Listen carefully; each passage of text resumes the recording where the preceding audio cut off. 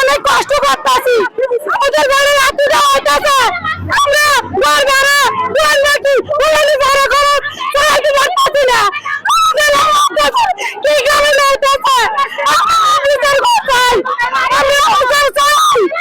আমরা এক বছর অনেক কষ্ট করতেছি আমরা গরিব মানুষ আমার ভাই দেখাইতে রক্ত আছে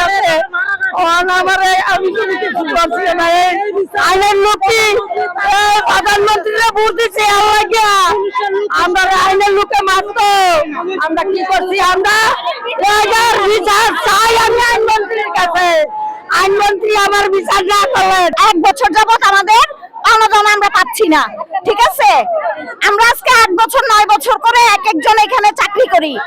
আমরা ঈদ কাটাইছি অনেক কষ্টের সহিত ঈদের পর আইসা দেখি আমাদের গার্মেন্টস এর মধ্যে নোটিশ বোর্ড টাঙানো নোটিশে লেখা আছে অনির্দিষ্টকালের জন্য বন্ধ তাহলে আমরা যে রমজান মাস এত শ্রম দিলাম আমাদের এই শ্রমের কি অবস্থান আমাদের সংসার কি করে চলে আমাদের মাসিক টাকা বাকি রয়েছে 1 বছরের উপরে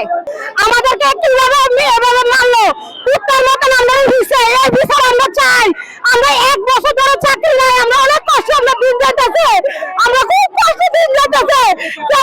আমরা আজকে 18 বছর চাকরি করি আমাদের কেন মূল্য নাই আমরা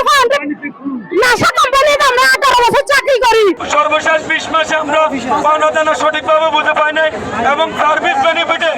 আমরা একটা ঈদ গেছে আমাদের বাচ্চাদেরকে জামা কাপড় কিনে দিতে পারি নাই এই রুম ভাড়া রয়ে গেছে কুমিল্লা ইপিজেডের আশেপাশে আমাদের বাসস্থানের আমরা দিতে পারি নাই সেই কারণে আমাদের জিনিসপত্র নিতে তারা দিচ্ছে না আমাদেরকে টর্চারিং করছে আমাদেরকে ইটপাটকেল মালাইছে ব্যবসার লোক দিয়ে আমাদেরকে আক্রমণ করাইছে মালিক পক্ষের লোক ছিল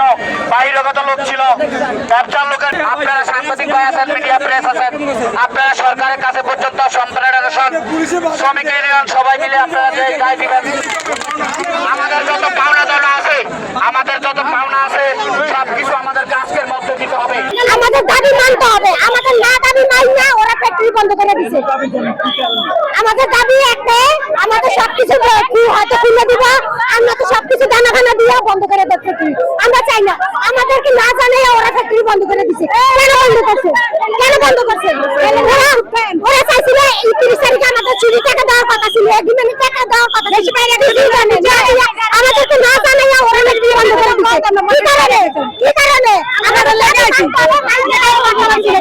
আমরা চাই না